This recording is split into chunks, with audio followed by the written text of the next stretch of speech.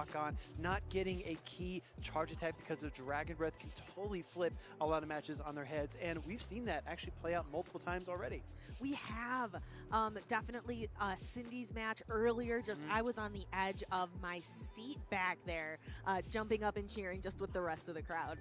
Yeah, if you heard some really loud clapping, that was defying. That was like thunderous applause there for our trainers, as all these competitors are doing their best to make their own history, to write their own story. They want to win this regional championship in Salt Lake City. I mean, the competition is really tough. It might be one of our smaller tournaments of the season, but still, these trainers have incredibly high skill ceilings, and it's only going to get more intense as we move through these matches here today. As we've seen already some very special games, but still no Shadow Obama Snow. I don't know what to say. I don't know, and I don't think we're going to see it up in this next matchup that we can start discussing. We are ready on the stage. Let's go ahead and fly down and check out these next matches. All right, we're going to get some teams on the screen. A familiar face there, Birdpower. She made it into that 2022 season recap video, so we already know this is a very, very talented trainer with the Azumarill, Trevenant, Medicham, Sableye, Galarian Stunfisk, and the Lickitung. What do you see on the other side here, Stephanie? For Broke Traveler Ed on the right, I see Azumarill, Drapion, Medicham, Nidoqueen, Swampert, and Skarmory. What I want to point out there is the Drapion. Yeah. Very different pick over on Broke Traveler Ed's side, but Drapion has a lot of play, especially being able to bring those really powerful crunch moves and being able to debuff your opponent, drop their defense a little. Just the longer Drapion stays in, well, Dark Poison is just an incredible typing combination, only being weak to ground types. So even in matchups like against the Medicham, you can spam off those crunches so quickly with that Poison Sting combination. And then Pokemon like Trevenant really struggle against Drapion. Even Sableye does have a tough matchup there. And we see a lot of kind of different Drapion techniques. You can kind of manipulate the moveset a little bit. You can run Sludge Bomb and Crunch. Some trainers do prefer the Aqua Tail, but the role that we see Drapion fill most of the time is as that safe switch Pokemon, especially if your opponent only has one ground type on their team, which for Birdpower, we do see that Galarian Stunfisk. This is actually a double poison team from Broke Traveler. Do you think we see Galarian Stunfisk in all three of these battles? I would say Birdpower would have to bring it. I noticed that too, bringing the Drapion and the Nidoqueen, which means Galarian Stunfisk looks that much better. In addition, Galarian Stunfisk looks good against that Skarmory. You get a Skarmory locked into a Galarian Stunfisk, there's not a whole lot that this flying steel bird can do. But taking a look at Birdpower, for sure, the Galarian Stunfisk I think is going to be a very popular pick. Birdpower will then just have to pair that Stunfisk with something that can more easily handle the other Pokemon in Broke Traveler Ed's line, like the Azumarill, the Medicham, and the Swampert. Yeah, I agree. I think this is going to be a very dynamic matchup. We've seen Birdpower's ability to manage her energy and kind of understand her positioning at almost every single point in the game. I want to reference the previous tournament in Peoria, Illinois, where unfortunately Birdpower shielded 4 fire punches from an opposing Diggersby when she thought they were earthquakes, and she is fed up with getting baited with these low energy charge attacks. We saw her call at least 4 or 5 charge attacks in her previous set, so she is dialed in and really in her element here. Let's see how this turns out, though. I think we're queued up for battle number 1. And let's get it started here in Salt Lake City. The battlers are here, and we have in the lead the Swampert and the Trevenant. This is a fantastic lead for Birdpower. I gotta tell you, Swampert shaking on all 4 of those legs, switches into the Azumarill, a double water team, and you rarely see an Azumarill swap into Trevenant, but we have seen Azumarills take down the Ghost and Grass type before.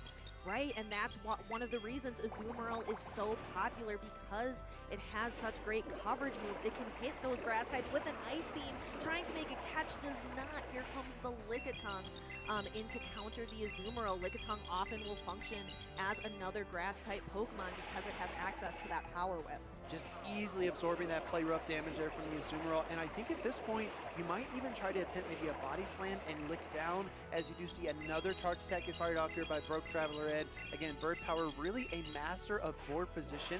As I've heard said before in the video game series, we do see a body slam come through here as well from the Lickitung. Again, body slam, lick down could be a good recipe, especially when you understand the turn intervals. You know Azumarill needs a few more bubbles to get to another charge attack here. It does, and we see it get licked completely down by Birdpower's Lickitung. Broke Traveler Ed deciding what to bring in next and deciding to bring in the Swampert. Has not yet revealed the Drapion back there. Drapion is going to want to avoid that Galarian Stunfisk. We see a shield, so shielding a body slam and not that power whip. Yeah, I think, Swampert had an opportunity to throw a charge attack there. Oh, but deciding to no shield here. Broke Traveler is not giving up that second protect shield to the Lickitung this early on in the matchup. Do we see a switch out here? Because now Lickitung is getting a little bit low. I think Swampert might get the better of it. Look at all of that energy on that Swampert. It's got 2 Hydro Cannons locked and loaded for whatever comes in.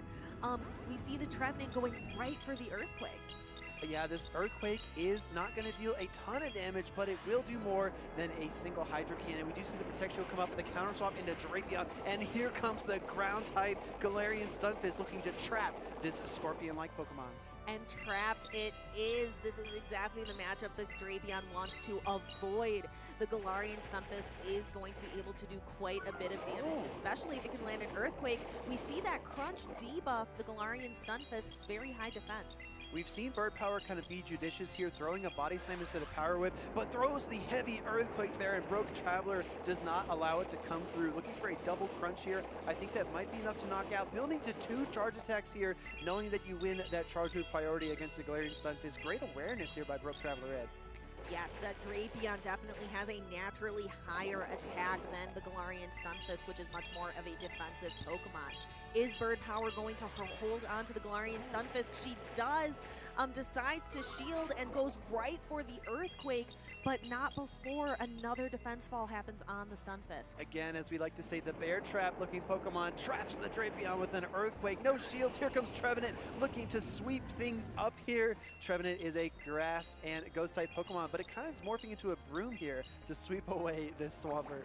It is, and the Swampert heads back to its Pokeball, giving the first game victory to Birdpower. So we are at 1-0 here in this matchup. Sometimes Pokemon Go can be about kind of making dynamic plays, really trying to put your opponent off balance, catching charge attacks, making switches, but sometimes it's just about controlling the matchup. You don't let things get away from you. You manage the game as you go. You take a couple of Shadow Claws here, a charge attack there, and you just try to piece together a win over time. And we see Birdpower's patience really demonstrated here as she just managed that game perfectly. Yeah, Birdpower won that lead, bringing in the Trevenant into the Swampert, and we saw the immediate swap out to Azumarill by Broke Traveler Ed, but Birdpower stayed in that matchup feeling very comfortable and allowing herself to kind of build that energy. It misaligned the switch timers is what we call it, so the switch timers weren't lined up perfectly by both battlers, but again, Birdpower just staying aware, knowing all of that, and maintaining, like you said, maintaining that control. Yeah, I think alignment also was critical here. Getting that Drapion lined up against the Galarian Stunfisk was very uphill there for Broke Traveler Ed in the end game. Trying to switch out, but Birdpower trapping him on that charge with priority was also very, very well played. Because if we do see a switch out there into the Swampert and the charge attack comes through, there's still a ton of play there for the Drapion. So these critical decisions, a turn in Pokemon Go is just a half second. A 2-turn attack like Mudshot or Poison Sting is 1 full second. Taking that 1 single second to decide now is the moment to throw my charge attack really kind of sealed away that game for Birdpower. It really did, and it just goes to show that these trainers have to have fast reaction times. You have to be thinking about what's going on in front of you, but also be thinking a few seconds down the line, because in just a few seconds, the entire battle can flip. I agree. I really like that Machamp pin there from Broke Traveler Ed. I mean, it looks like he could come back here and just sit in the booth, right? He does. I also love the Eevee hat and the sunglasses, looking very sharp over there on the right-hand side of the field. And I also am loving the Pikachus up front, that Pika Libre, which really represents the Go Battle League and is a great reward for trainers who participate and do well. No, you're exactly right. Reaching that legend rank does grant you that Pika Libre. Let us know in the chat, whether you're watching on YouTube or Twitch or wherever you might be watching the stream. Let us know if you have achieved your Pikachu Libre for this season, or if you've gotten one from a previous season. The shiny Pika Libre still evades me to this day. You'll get it someday. I am very, very confident.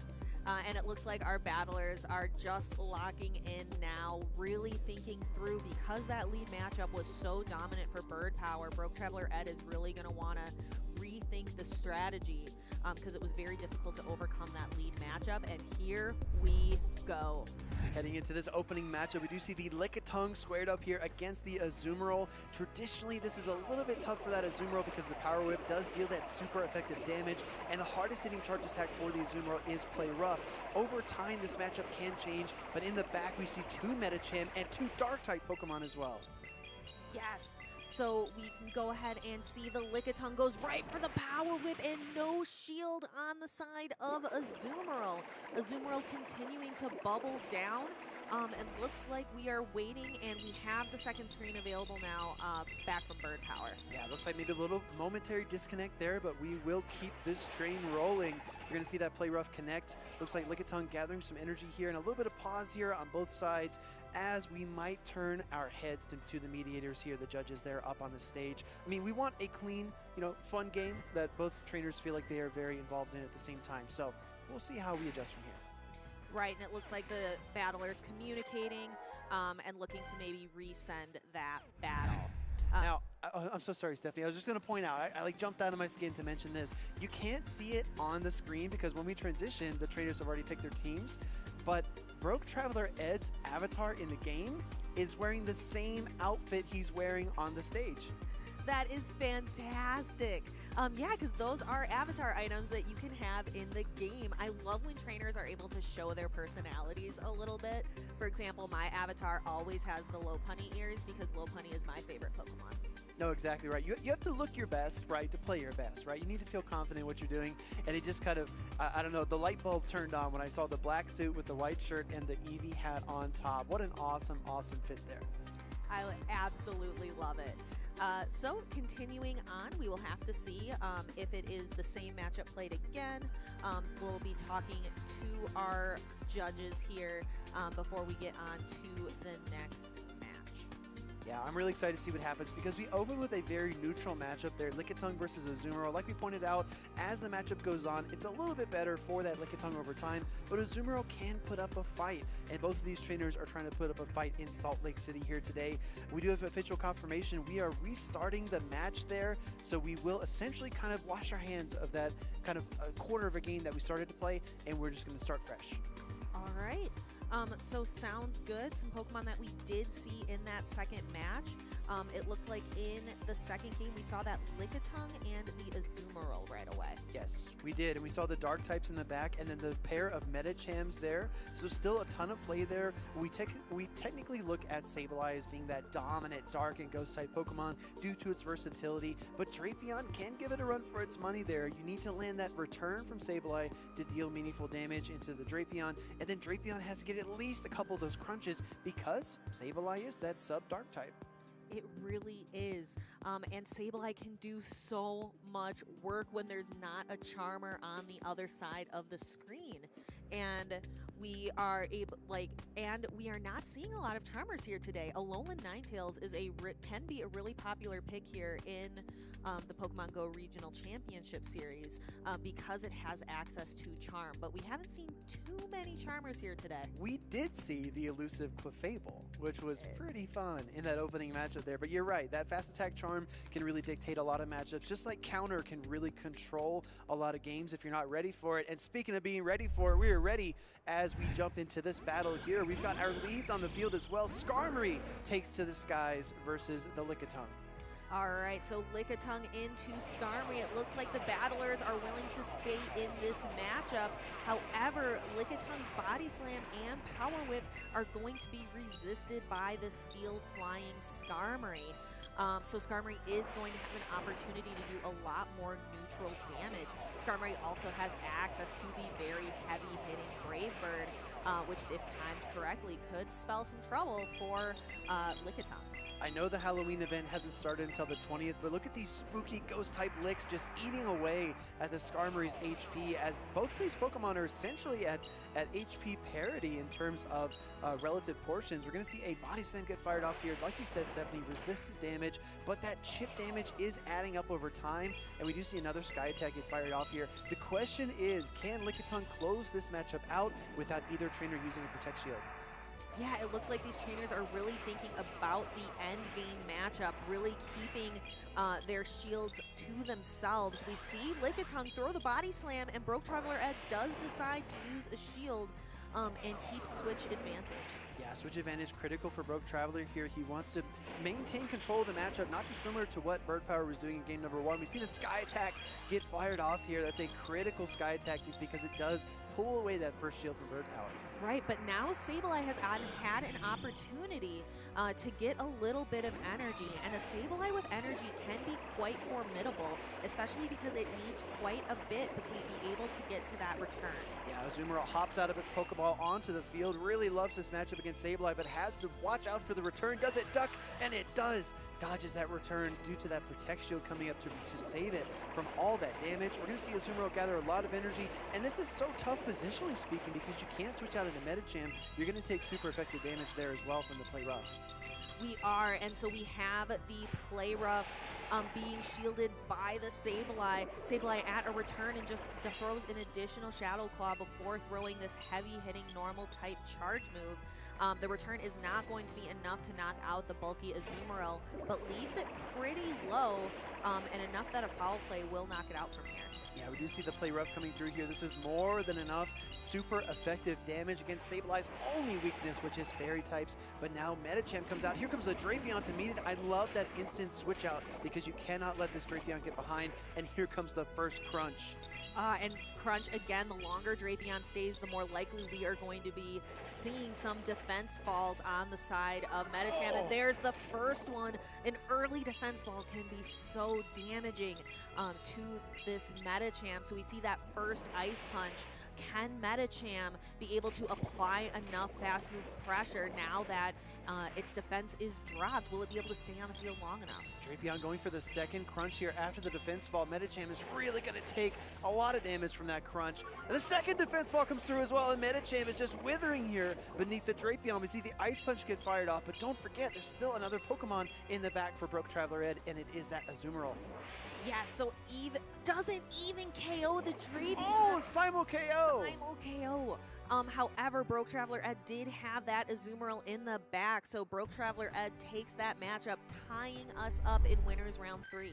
What's interesting to me is that we identified the Drapion early on as only having that ground type weakness, and we didn't see the Galarian Stunfisk at all in game number 2, correct? We're right.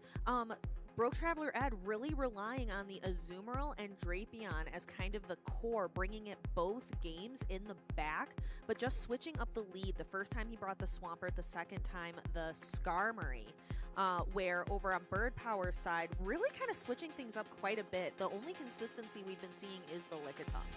I think the Skarmory was really a tough lead there for Birdpower, forcing her to play a lot of neutral matchups throughout the battle, and we just see the Lickitung stay in that lead for a very long time, giving up switch advantage, but Sableye able to gather some energy and fight back. Still, I think that that game really came down to that early defense drop from the Drapion. If Medicham doesn't get that first defense drop, I think it hangs in there for the second crunch. I think it might be able to counter down and then deliver the finishing blow on the Azumarill, but we'll never know.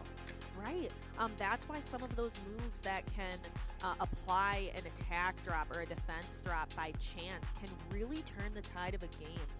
And being able to use them strategically. We have seen many a Night Slash boost completely change the tide of a PvP matchup on Pokemon like Obstagoon, who really benefit from it. Yeah, unofficially, I like to call those Pokemon setup Pokemon because they set up the rest of your team for success. This Pokemon Go is not just Azumarill versus Medicham. It's not just a Bastiodon versus an Altaria. It's actually setting up the flow of battle in a way that works for you as a team. If you can Icy Wind your opponent, if you can get that defense fall and then send in your secondary Pokemon, it makes the matchup so much more palatable, so much more manageable, and allows you to manipulate the dimensions of the game in a way that your opponent might not be anticipating.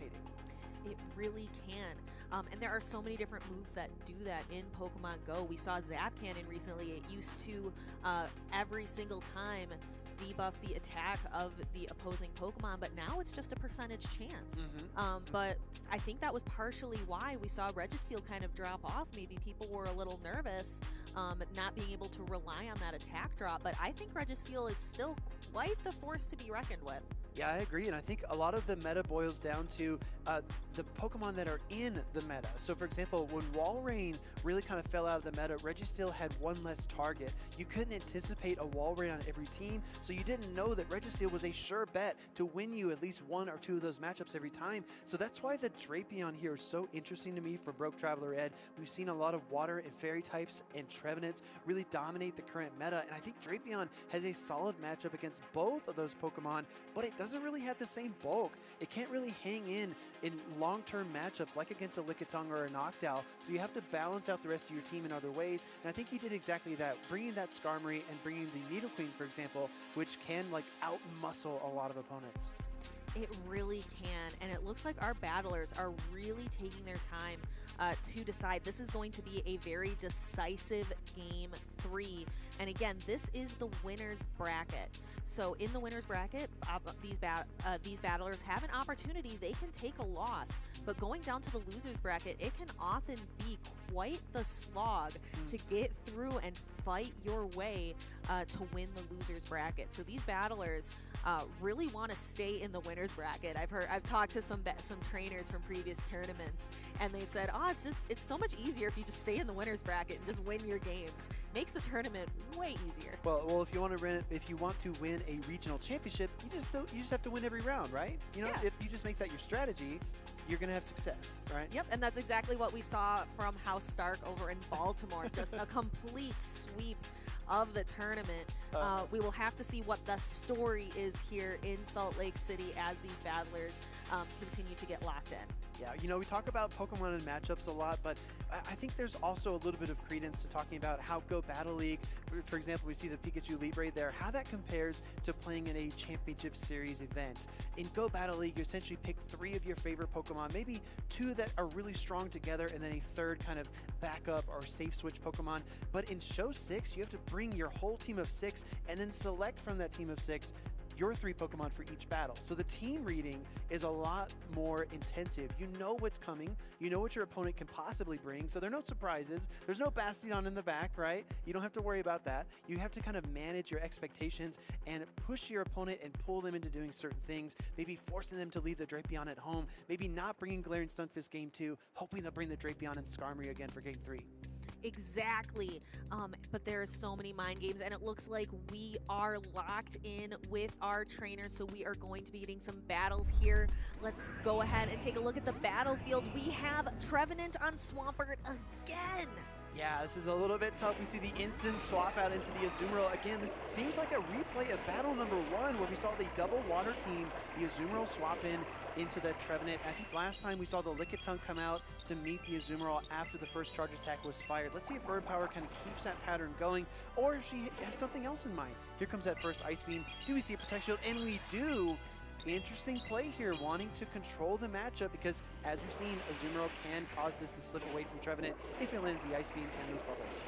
Right, so maybe trying to keep the Medicham away from that Azumarill, thinking, oh man, I have a really good matchup here with the Trevenant, with the Azumarill, and lands a Seed Bomb, takes out the Azumarill. So we know the Swampert's back there. We know Trevenant has a positive matchup.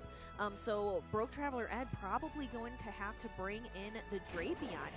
And look, that forces a swap out of its own, because now the Lickitung has to come out to meet the Drapion. You cannot afford to have a crunch land onto your Ghost and Grass type Trevenant. Now Lickitung is squared up here, ready to take this damage, but Bird Power is now switch locked into this matchup. She is, but Lickitung has quite a bit to work with here on Swampert. So Broke Traveler Head has to decide, is Lickitung throwing Power Whips or Body Slams? Shields a Power Whip here, and Swampert building up the energy so quickly, and that is what Swampert does best. Swampert just so fast to these charge attacks. Already has a Hydro Cannon loaded way over the Earthquake, but Bird Power says, I ain't buying it. You can go ahead and have your Hydro Cannon, but I am not getting knocked out yet, because Lickitung does hang in there. That defense fall from Drapion almost set up the Swampert for success, but not quite. Here comes a Body Slam and a no shield from Broke Traveler Ed. knows that Birdpower wasn't quite at that power whip yet, but the Trevenant is still really healthy. And the Swampert's going to have a little bit of a tough time knocking it out with resisted moves, but we were talking about these moves granted only to our first partner Pokemon, like Hydro Cannon. Does quite a bit of damage even though it is resisted. This is a really tough seed bomb because if you want Swampert to stay in the battle, you have to use the Protect Shield here, and Broke Traveler Ed does that. Do we see an instant counter swap or a catch? How's he going to play this out? Well, we see that we go right for the Earthquake, even though I think Hydro Cannon would be enough.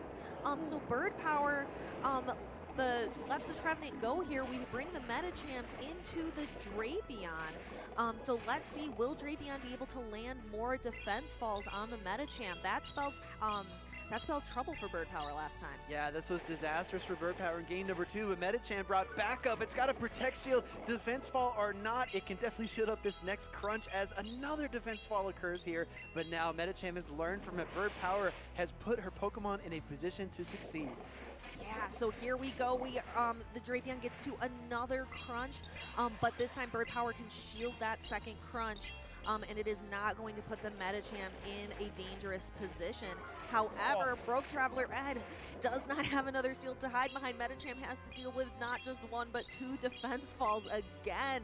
This Drapion is incredibly lucky for this trainer. She needs to remove the Swampert from the equation really quickly, and it's almost to the Hydro Cannon trying to get there. The counters are too much. Bird Power just barely able to deliver that knockout blow in the 9th round. She is, so Bird Power takes this 2-1, but that is not the last we will see of Broke Traveler Ed. Again, remember, this is a double elimination tournament, so Broke Traveler Ed will move down to the loser's bracket and has an opportunity to fight his way through over there. I gotta tell you, so close. I think that Bird Power had so many different factors. As a battler, as an elite trainer, you're juggling so many things in your mind. You recognize that Drapion is gonna win that charge move priority against a Medicham. You both have 2-turn fast attacks, so if you wait to throw that Ice Punch just 2 more seconds and you trigger that CMP tie, he wins it. If you are off on your counts by just 1 or 2 Poison Stings, that crunch will come through and the game is already over. And that Swampert was just 1 second, 1 mud shot away from that Hydro Cannon, and it would have won charge move priority as well. There were so many ways to lose, and Bird Power found that one win condition. And that is definitely the mark of a great battler here in the Pokemon Go Regional Championship Series, being able to identify your win conditions and execute them flawlessly. I really enjoyed these team compositions. Bird Power definitely switching it up quite a bit, being a little more versatile, where Broke Traveler Ed every single game brought the Azumarill, brought the Drapion, and only switched up the lead. 2 of the 3 leads were Swampert, so really kind of stayed more consistent, where Bird Power did a lot more shuffling of her teams, of her leads. And you know what it was? I think Broke Traveler Ed was trying to catch that Galarian Stunfisk. He knew he was laying out the bait. He said, oh, I'm going to lead Skarmory. I'm going to have Drapion in the back every game. I'm going to force you to bring that Galarian Stunfisk so that Swampert can meet it. And Bird Power didn't take the bait, kind of outmaneuvering the opponent. Yep, it's a little bit of that chess game. Like, I know this Galarian Stunfisk looks good, so I'm gonna, yeah, it's that back and forth. It's a little bit of a dance, a little bit of a tango going on out there on the battlefield. Well, I always say in Show 6, as we call it, when you bring that team of 6 Pokemon, half of the battle is building a good team and knowing how to play it. But that's only half. You're only 50% of the way there. The other 50% of the race, of the competition, is knowing what your opponent is likely to do. If you do practice battles with friends and they always lead a certain Pokemon against you, they really like to safe switch a certain Pokemon against you, you can start to anticipate it. And when we see it on the field, it's not dissimilar from like practice in sports, right? You go up and you make a 3-pointer every single time on the court. It's because you did hundreds and hundreds and hundreds of those in practice the day before. Right, and I love seeing these battlers out and practicing. I know we had lots of battlers out practicing last night, meeting up with each other and saying like, hey, can you scrimmage against me a little bit? I know that some of my opponents are probably going to bring this, or I know my team is weak to this and I want to try to run a few rounds. Maybe battlers switching up their team last minute. So I really love just the electricity of these championships. this because it's just so much fun. I absolutely agree. We've seen a lot of Frostlass. We've seen a lot of Registeel. Still no Wall Rain, right? We talked about Ice Pokemon quite a bit. No Abomasnow. A lot of Frostlass, but no Wall Rain. It's going to be interesting to see if that Pokemon does appear, because I still think it's got a tremendous amount of play against a lot of teams that we've seen. How do you feel about this resurgence of the Steel Pokemon Registeel?